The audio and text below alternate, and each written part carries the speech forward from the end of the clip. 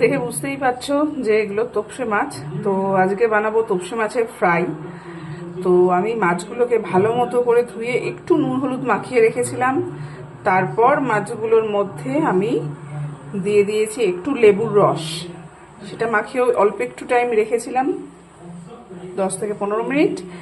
এবং তারপর আমি মাছগুলোর মধ্যে মাখিয়ে নিয়েছি পেঁয়াজ, আদা, রসুন, কাঁচা লঙ্কা বেটে মাছগুলোর মধ্যে মাখিয়ে দিয়েছি। দিয়ে 2 ঘন্টা মতো ফ্রিজে আমি ম্যারিনেট করে রেখে দিয়েছিলাম মাছগুলোকে।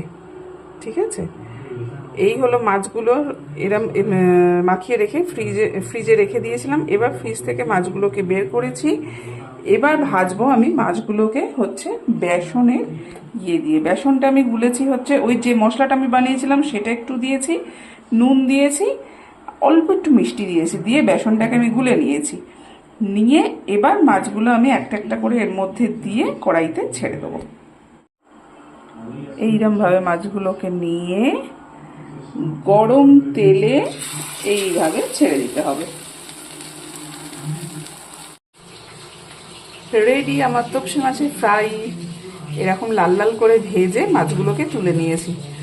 সো তোপসে মাছের ফ্রাই রেডি। আমি তো এরমভাবে বানাই তোপসে মাছের ফ্রাই। তোমরা কে কিরমভাবে বানাও তোপসে মাছের ফ্রাই সেটা জানিও কমেন্টসে। ঠিক আছে, আর ভালো লাগলে ভিডিওটাকে লাইক করো আর শেয়ার করে দিও আর সাবস্ক্রাইব করে দিও আমার চ্যানেলটাকে। টাটা।